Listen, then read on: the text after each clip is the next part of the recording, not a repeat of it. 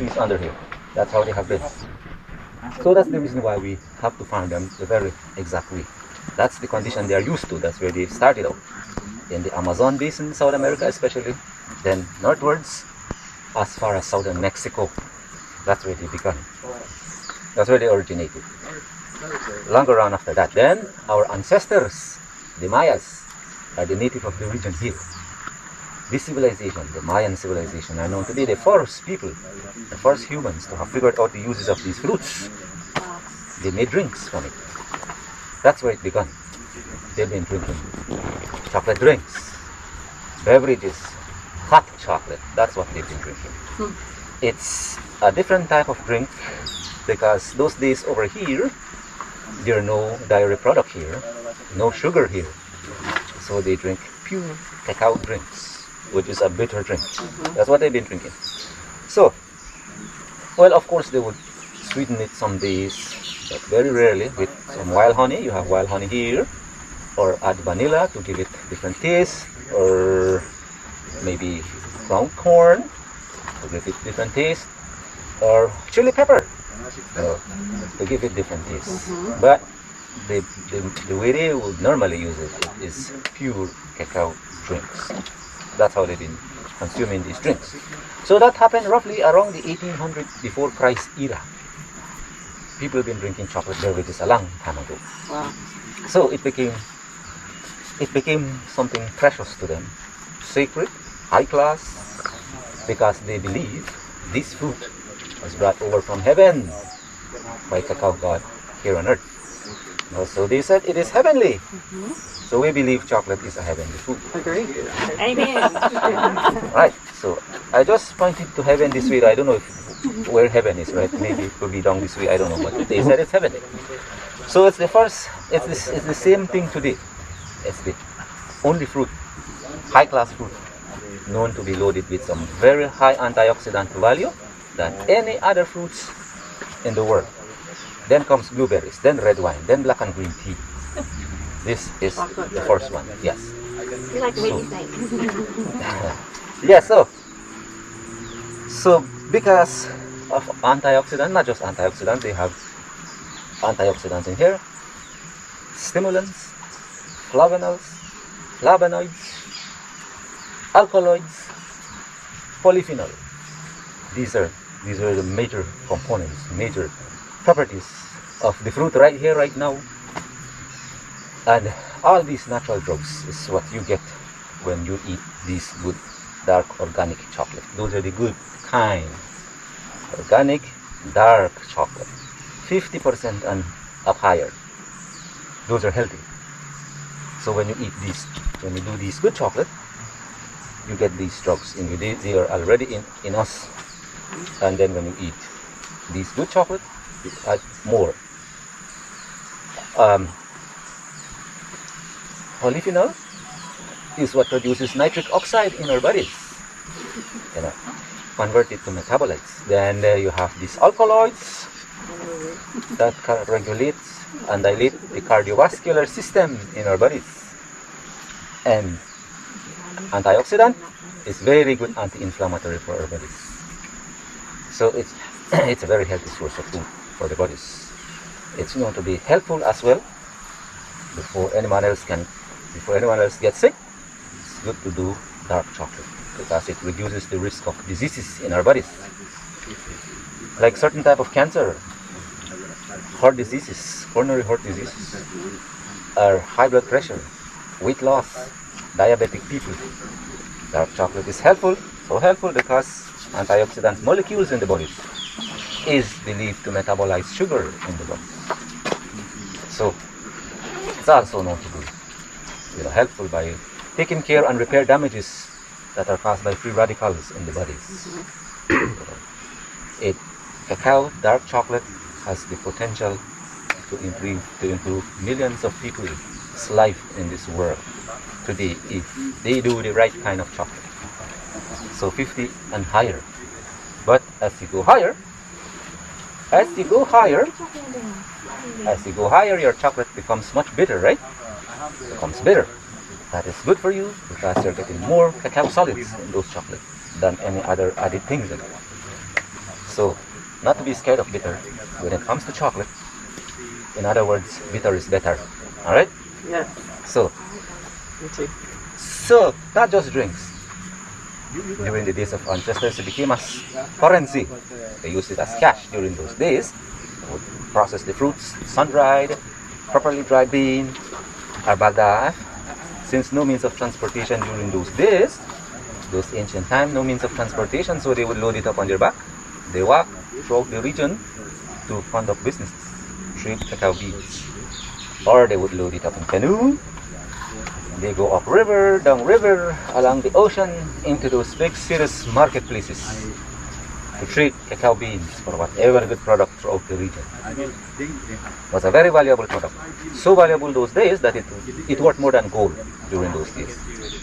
And it was that way until when the Spaniards came to reverse it. So, this is where chocolate starts from fruits like these. Different kinds, different varieties. So what happened here in Belize, because we're still very small, everything goes in one. All varieties goes in one. So it's much better for the consumer. It's healthier. So there could be less diseases such as Alzheimer's, such as cancer, diabetes, heart attack, or strokes when you do these good kind of chocolate. So, any questions?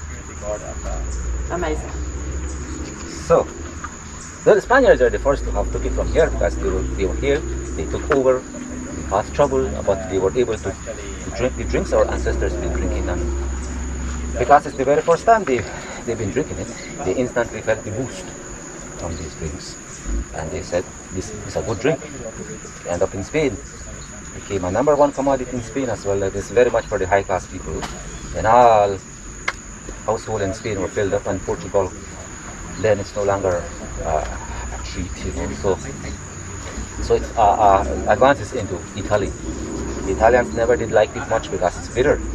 Then it advances into Belgium, Netherlands, Switzerland, all those places. They said the same thing, it's too bitter. They don't like the taste of chocolate that way, that drink, because it's too bitter. But they remembered something, saying that we have sugar here, we have milk here. So they started adding these stuff in these drinks. They came up with a good drink. Of course it's a good drink because it's all sweet, sugar, and milk. Tasty, but it's no longer pure. So they are the first also to have figured out the first set of chocolate bars in Europe, in Switzerland. So they can make very good chocolate. But Belizeans are making the best chocolate today. So that's where you all go next from here. Go make your chocolate. Any questions? So we want to pass around the fruit real quickly so that you can touch, feel what they're like. The green kind, the red kind. So you may want to come forward and just pass it around so that they can have a good feeling, or maybe you need a quick picture with it, a selfie with it, whatever. Then you can go ahead and do that too, you know. This is your chance to do it. Will you cut one up so we can see the Yes, inside? we will. Oh, okay. When it's time. Why don't we come to that point? All right, no problem. Okay. No, we'll try not to miss nothing for you. Right? Thank you. So, So besides the weasels and the squirrels, are bugs also a problem that eat the fruit? no, there are no bug problem here. No. Not much diseases as well. Okay. The only major problem we have is the pests. Okay. The squirrels and the weasels Yes, the squirrels and the weasels especially. And the woodpecker. and the woodpecker. Yes, and the woodpecker. See what he does here? This is all it takes to ruin this fruit. Oh, This right here. is the woodpecker. It's punctured, it's no good, you know, it's not going to work again. But it's broken. I see. But that's what it is. Then the squirrels will make much bigger holes on the side. But it's the same thing, they do not eat all from the fruit. They eat a portion of the fruit, then they go to another one, and another one, and another one. They're so annoying. Then they want to come in 3 times for the day to feed on the fruit here, just like us. You know? So there's going to be 10 squirrels right here. There will be 30 fruit at a time. That's gone. Wow. Yes. And 30 fruit could have already given you 1 pound of processed beans. So we will continue then if there are no other questions. We will open them up to here. like we normally do with our guests, whether 2 guests, whether 20 guests. We do everything here. So all work on these farms are done with the machete. We cut them off, like I said, we cut them off, then we pile them up. After we're done, we come in the next day to open them up. And this time, no machete is involved, because every time you open up a fruit, you will definitely cut your bean, because these machetes are super sharp. So you will cut your bean, you cut this one, you cut this other one, there will be too many cut beans. Buyers do not like cut beans in their bags. So no machetes, they're super sharp, but you can also catch your hands too. So to be safer, we use a piece of stick. So we just walk them in the middle right here, like this, turning them around and it opens. That's how it is done. Then in here, the seeds of the fruits that are made into chocolate. And here is where chocolate starts from, my friends. That's what it is. That's where it starts from. You take the pictures. So it's a fruit. Do not look like chocolate, right? No. Not because they're in white color, you can think of white chocolate. Right. White chocolate is not white, it's really not chocolate. Really? Really not chocolate. That's where it will always come from. Is that the bean or what is Those are the beans, bunch of beans in there. So what you're going to do next, you're going to grab a bean, put in your mouth to taste. They're very tasty because it's a fruit. It's a fruit. So you will suck on the bean, only no chewing. Right? You want me to pass it around? You're going to hold it and you want everybody to come to Yes. you? Let them come. Okay. Yes. Is that where you get me one? They're beans. Yes, no problem. Triple back there. Okay. It's a little. Can you put it in your mouth? Just suck on it, no chewing. Here we go. I'm going to wash your face first to see. It's not a lot of flavor. I like it. It's a fruit. But what would happen if we did it? It is good, it is edible for us, but it won't be tasty. That's the only thing, right? It won't be tasty. Sorry. Maybe even like a hint of lemon flavor. Yeah, just suck on it. Yay. We're getting pesticides. Don't be shy. Anybody not like it? Just suck on, my friends. Just suck on the bean, no chew it. Then they will lose flavor in your mouth. Then we bring them back in here. Yes, we collect them back because we don't want more trees appearing. I was going to say, would they grow from yes. this? Wow. Yes. So it's not the right place to have them here. Right. So just bring them over after they lose their flavor in their mouth. And that's what it is. So this is the inside of the bean. Here, Here you go. do not look like chocolate. This is not going to be tasty. It's not about here about your spit. Hey, you touch first thing. That's what it is. So what did it taste like after you did it? I just did it. Oh, you just, yeah. I didn't try to.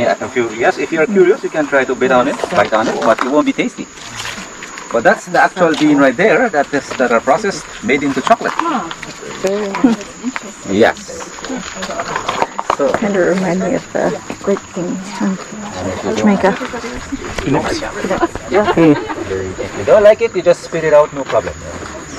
But just for you to see fully, what are those things? Will not look like chocolate, will not taste like chocolate. It tastes like mango, Right. like banana, like lychee. That's what it tastes like. It's supposed to carry about more than 50 flavors on this bean right here, right now. Say that again. It's supposed to carry more than 50 flavors on it right here. So that's the pulp on it. That's just the pulp on them. So what do we do next? We scoop them out. We scoop them out, then single bean will be falling out. That's the reason why we open them up right here on the farm, because you have no use for the shell. If you bring them with you, they are heavy. You have no use for this part right here. And it's just the seeds, just the bean. That's what we collect, fill them up in big containers. Whatever we get, say we get 3,000 pounds, 5,000 pounds, whatever. We take this load of cacao beans from here, near our houses, to a shed like this. It's got to be there because we take care of them. We watch them there. They go through a process. Under the shed, there will be empty boxes under there. Empty wooden boxes. So these beans, single bean, are thrown into those wooden boxes to go through the first step of the process. That is to ferment. They must be fermented. chocolate is a fermented food. So they go in the wooden boxes to ferment.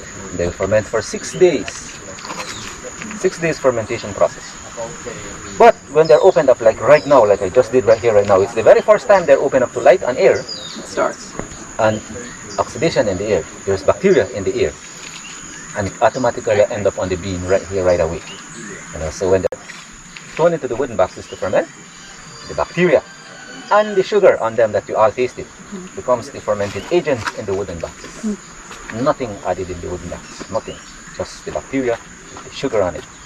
Kickstarts the fermentation process, then it starts to work on the pulp, then it breaks down, then it liquefies. There will be juices fastly coming from these boxes. And these juices are collected. They're normally collected. At the end, they're made into wine. Wow. That's the white stuff on it that liquefies into juices and made into wine. So the white part on the bean is not a part of chocolate. But you really need the pulp on them to take you through the right process of the fermentation process. Then we covered up these boxes with leaves, big leaves like these. So they're covered up, they're not exposed to the air too much or to light too much. So the bacteria in the wooden boxes then would have already developed natural yeast in the wooden boxes. Then it advances from natural yeast into lactobacillus in the wooden boxes. Wow. And it builds up heat in the wooden boxes. When you open up these boxes every day to move them around, say they're uniformly fermented. Each time we open up these boxes, there's going to be strong fumes of wine coming from these boxes with thin scene of smoke coming from. That's the vapor from the boxes. You will see this thin smoke-looking thing coming out of the boxes, and it's very hot in there. So that's the process they go through from the natural bacteria to this natural yeast, then it advances into lactobacillus, then furthermore into acidobacillus. Then the last stage, they will be in stage of vinegar and alcohol. That's when they are done. Vinegar and alcohol stage, they are done. You know they are done because 6 days fermentation, no more than 6. Then they are done. We pull them out of the boxes, spread them out in the sun to sun dry them. Until fully dried. They got to be fully dried because if they're not fully dried, they're not shelf stable. As I said, all around the equator, cacao beans are shipped to Canada, USA, and Europe. If they are not fully dried, they will not make its journey.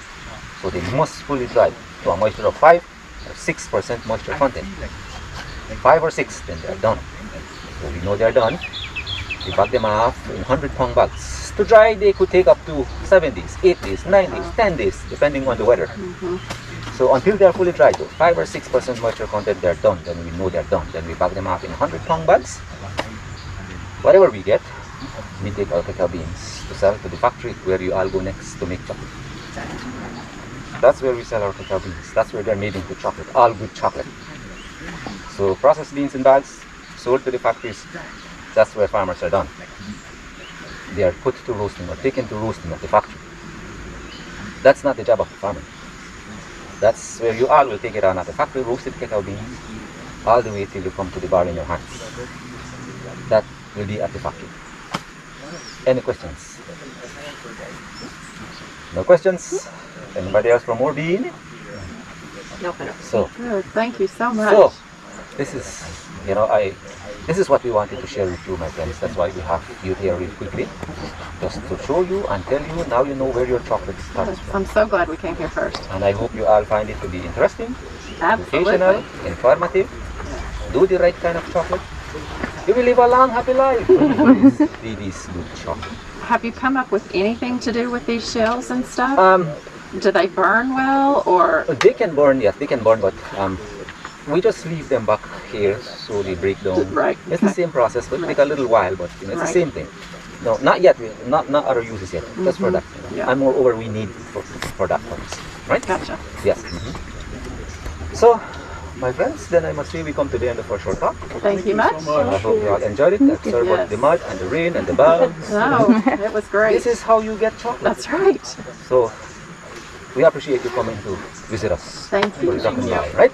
So now you are ready to take on the next leg of the session. All right. Perfect. That will be at the factory. So, thanks for coming. Thank you. You're most welcome.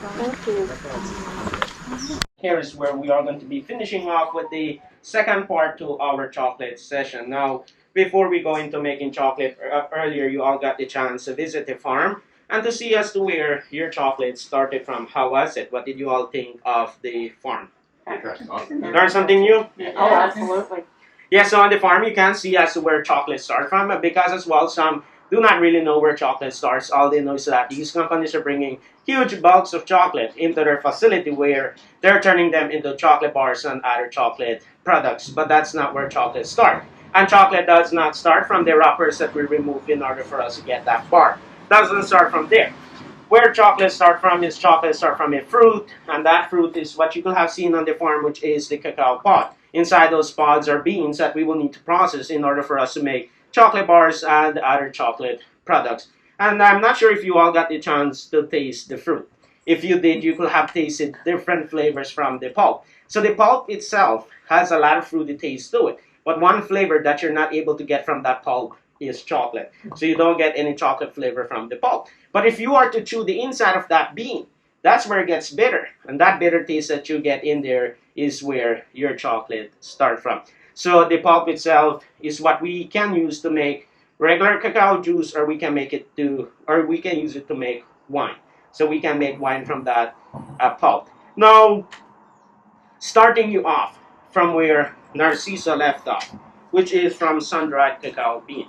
These are the beans that we get from the farmers, and these are the beans that have been through the process of fermentation, which takes about 6 days and another 7 days to dry off these beans. Once those processes have been completed, they are then placed in bags. That's where we come in to purchase the beans from these farmers.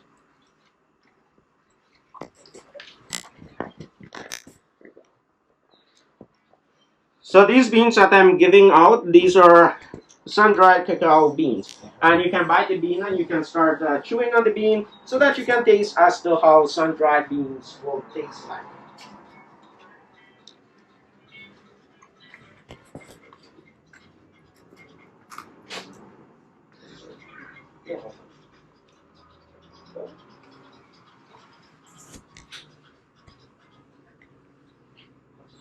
You're welcome. You're welcome.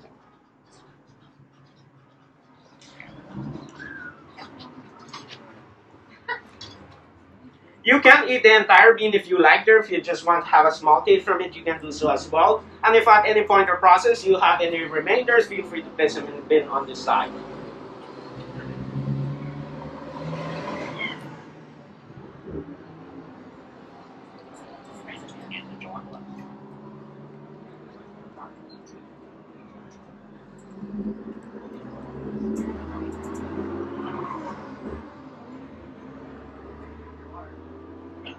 What do y'all think? Bitter? A little bit. It's good?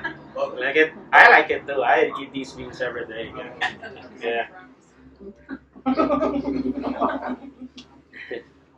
Yeah, so when you start chewing on the bean, you taste that these beans are somewhat bitter. But you can also get a little hint of that sweet taste in there as well. The beans that we have here in Belize are just bitter sweet. They're not super dark or super bitter. But there are beans that are found in other countries that are super dark, super bitter, that you're not able to eat them as it is. That's the reason why they will need to add a lot of ingredients in there, especially sugar, to get rid of that bitter taste that's in their chocolate. For us here, we don't need to do that because small ingredients that goes in there, our chocolate is already sweet. So for us, we don't need a lot of things inside our chocolate. And you can get some chocolate taste, fermented taste, wine taste, a hint of coffee inside the bean. And the bean that you have also tasted is one of the healthiest beans that you can find. These beans are rich in antioxidant nutrients, vitamins, potassium, calcium, and a lot of different health benefits as well. And it helps you prevent diabetes, heart problems, nerve problems, and other diseases.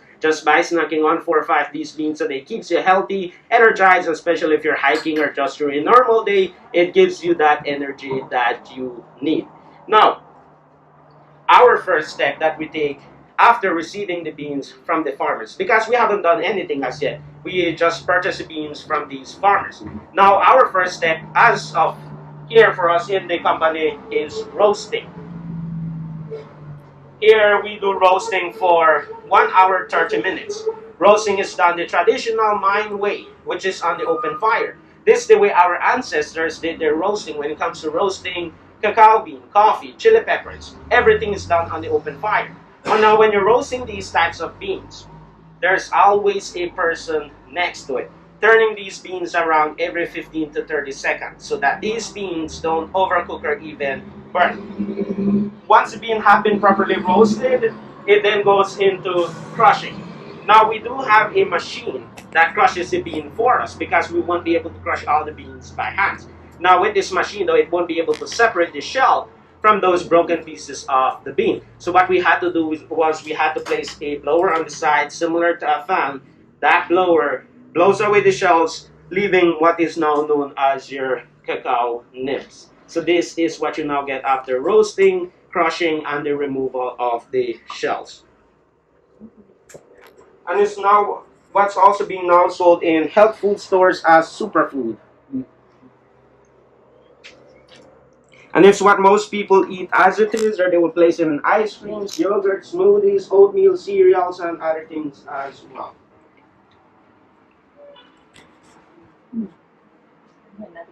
Mm.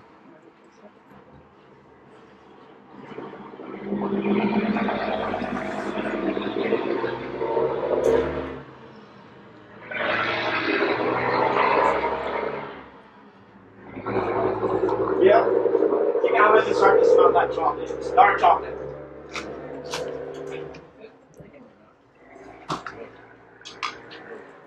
These ones are darker. But it's because now we're getting closer to that dark chocolate.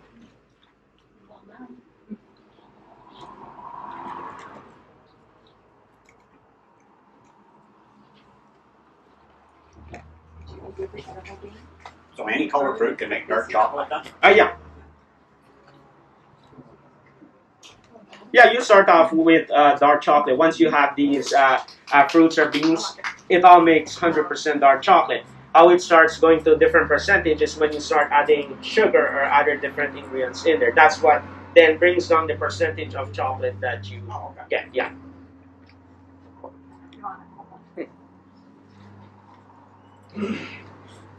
And also the nibs is what we're now going to be using to make chocolate. Coming to making chocolate, we're using this traditional grinding stone. This stone here is known as ka. Ka with an accent. So that's how we call it in our Mayan language. And ka is what's also known as their molar, which is used for grinding. And in Spanish, they call them mano imitate. So here, this stone that we have is over 158 years old. It's a really old stone, and how we get these stones is through generation. Older generation of Mayas will have these stones. As they get much older, they will pass them to the next generation coming up. They're also made from volcanic rocks, volcanic lava, basalt. It's a volcanic stone. Any questions so far? You have volcanoes?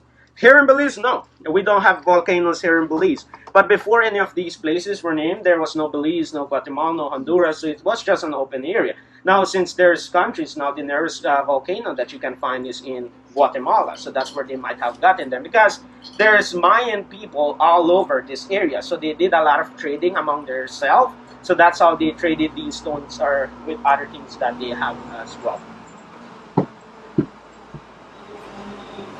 Now, to do grinding, you want to hold your stone properly. And how you do that is by holding the stone halfway here, thumbs behind. You do not want to hold your stone this way. If not, you're going to crush your fingers, and we don't want that to happen. So halfway here, thumbs behind, and we start.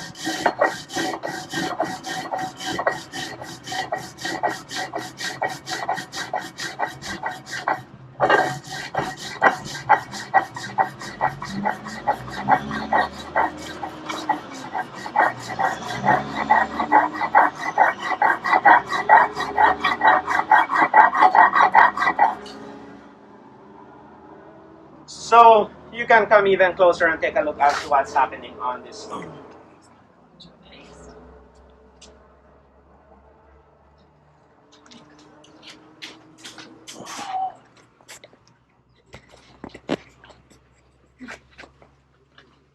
Smells good. What's happening on this stone is the nibs are turning into a paste. Also, you can see that it contains a water-like surface but what you're seeing on there is not water. That is 100% pure oil. Inside the nibs contain about 50% oil. As soon as you start grinding, creates heat. That heat is what's releasing the oil that you trapped inside the chocolate. Because when you tasted the nibs or the beans earlier, you didn't taste any oil or other things in there. It's pretty much that you don't really get that taste. So once you start grinding, though, that's when you realize that there's oil in there, because that oil starts to be released once you start grinding. Now, here is where you all get a chance to do some grinding, or you want to take some turns in making chocolate. Feel free to come forward and do so.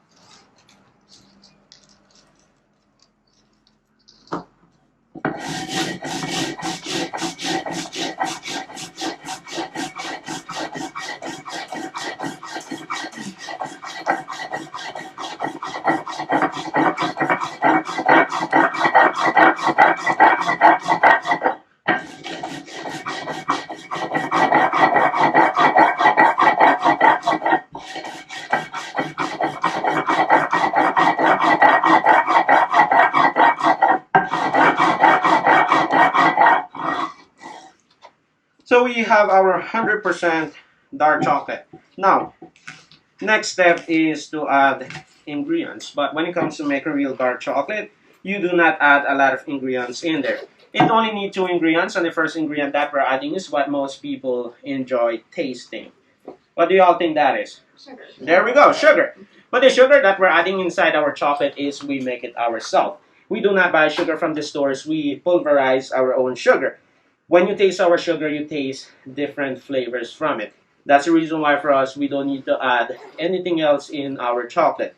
Before I add the sugar, what percentage of dark chocolate do you all normally eat? 70%. 70? Yeah. They're about the same.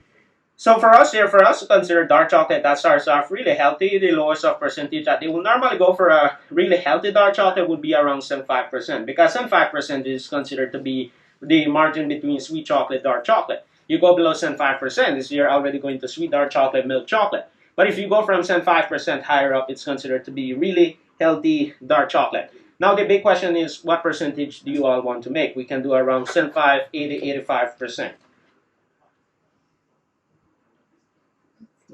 Yeah, perfect. Yeah. 80? The healthiest. Yeah. Okay, let's do 80.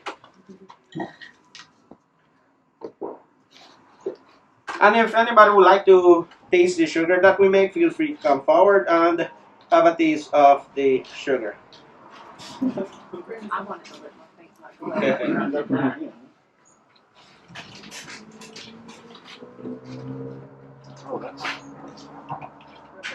Powdered sugar. And this is from what? Sugar cane. Sugar cane. Yeah. Brown sugar cane. Yeah, it tastes like brown sugarish. So you can taste different flavors from it. That's the reason why for us we don't need to add anything else inside our chocolate. That's good. That's just that sugar. That's, That's yummy. better than What do y'all think? Is it good? Excellent. Yeah, you can taste different flavors from it. You can get some cinnamon, vanilla taste, even a bit of chocolate taste in there. Now, that's the reason why for us, we don't need to add anything else inside our chocolate. But because it's a powdered form ingredient, what it does is that it dries off the oil that's already inside our chocolate. Now, what I need to do is I need to add some more oil in there. What kind of oil is that? We need to add some 100% snake oil.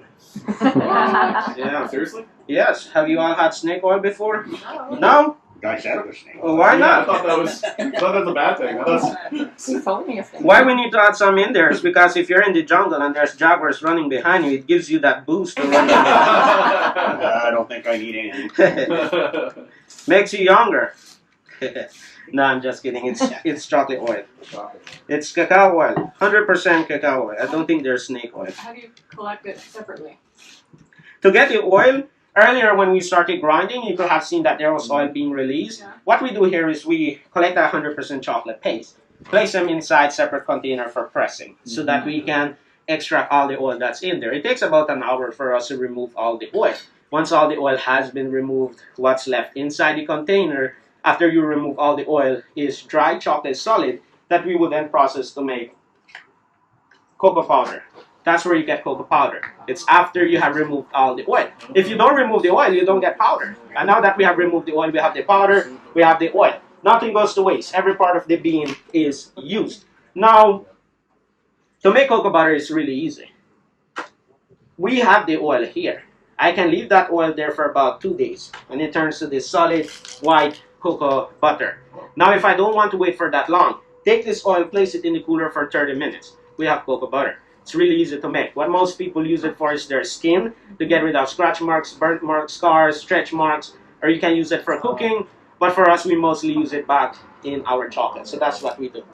So it's cacao oil that we have placed inside our chocolate. No snake oil.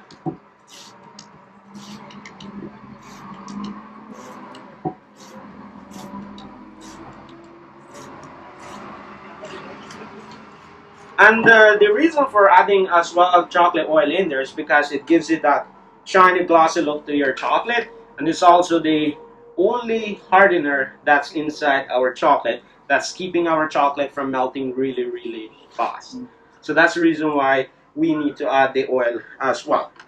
But now, if we were to make 100% our chocolate, there's no need for us to add extra oil in there. Just continue with grinding to make it smoother, and that's perfectly enough. But because we have added a powdered ingredient, it's that we needed to add extra oil to support it.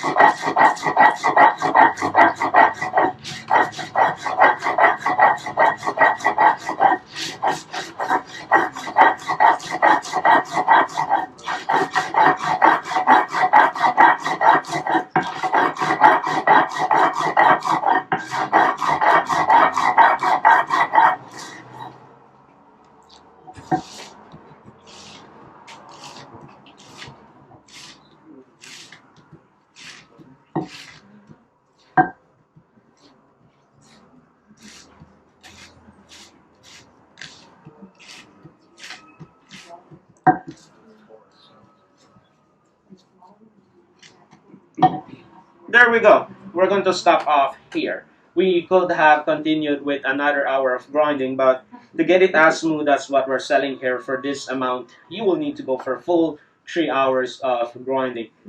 But I don't think we have enough time or energy to go for 3 hours, so we're going to stop off here. Yeah, we're all day.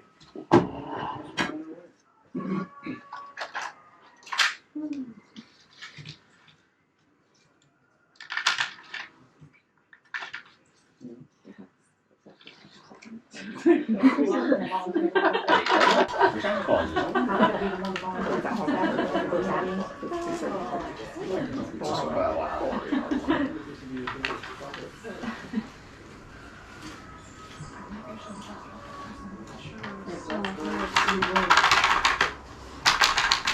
you need somebody to lift a spatula, I just want to put that out there.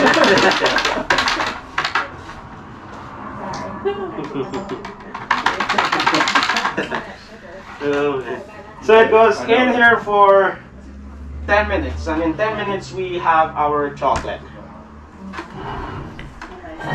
So, questions? Yes, sir. Can you clean that? Do you clean that? If so, how do you do that? Yes, we do need to clean the stone after every use. And to clean the stone is really easy. You just need to pour hot water on there. Pour hot water and it cleans the stone completely. But let's say, in case you still have a lot more chocolate left on the stone, you pour hot water, get ready with your cup, collect everything coming from the stone, you make sure you have your drink. Nothing goes to waste. Every part of the process is used. Yeah, so we're gonna wait for 10 minutes. It's not like the cooking show when one goes in and yeah, so we're gonna really wait for that. Shot of wine. So you have different sizes. sizes, so Yes. Yeah, so based on the different sizes of stone that we have, it's that the regular size stone that you find everywhere, or mostly everywhere, is this size. Because these are the normal size stone that they always have. These ones are more for a smaller quantity of things that you're doing. For example, this one is here, it can be used just to grind chili pepper. Yeah, so this is what you can use. But the only thing is that these ones, you won't really find. It's rare to find these small ones because they only made these big ones for everybody, yeah, because before it was only one per family, yeah, one stone per family. Then from there you go from generation to generation. So as you get much older that you're unable to use this stone, you would choose someone to give this stone to, but it needs to be of a person that's going to be using this stone. You cannot give somebody that's just going to place it there as a display to their house, make their house even better. No, it's so that they can continue with the culture, yeah. Any other questions? What does the name of the company? Cha'il. Cha'il. What does that mean? Cha'il means wild. So Cha'il means wild. So it can be wild Mayan chocolate. But when you're talking about Cha'il, you can be talking about farther in the forest, in the jungle. That's what Cha'il means. But it's also Cha'il, that's the name of our ancestors. They were known as Cha'il Mayans. And these trees were mostly found in the wild. And since our ancestors were the first humans to work with these trees, that's the reason why we went with the name Cha'il Mayan chocolate, yeah. So it's both found in the wild and it's also the name of our ancestors, the first known humans to work with these trees, yes. Now the products that we do here is that the powder, like we said, is what we get after extracting the oil. Now the powder is what you can use to make hot chocolate drink, or you can use it for making pastries. You can make pastries with this powder. Since it's 100%, you can use it for making pastries. Now, this here is instant. It's like a pre-made drink. You just take some, add inside your hot water or cold water, milk, you mix, you have your drink. No need to add sugar because it's already sweetened with our sugar. So this is as close taste that you can get with our sugar. Because unfortunately, we do not sell the sugar. Not that we don't want to, it's that we do not make a large amount. Now the tea is a bit different. The tea is not made from leaves, and it's also not made from the center part of the bean. The tea is made from those tiny shells that have been removed from the bean. That's where the tea comes from. So pretty much here we don't have any waste. The tea, what's it taste like? You do get chocolate flavor from it, but not of large amount as what you get in hot chocolate, yeah. But it's really good tea. You can drink it 100%, or you can drink it with sugar or milk, yeah. And you have the tea down. Do you have the tea down there? We should have some available at the moment, yeah. Pardon? We should have some downstairs, yeah. Okay. And that over there is what they used before to crush sugarcane to get the juice out. So that's what they would use. So it needs a total of 3 persons, one on each side and one at the center feeding it with sugarcane. Now it's to get all the juice out of that cane. But if you're giving trouble, they might put your fingers in there. So not just kidding. It's just for sugarcane. Yeah. So that's what that is for. It's just to crush sugarcane.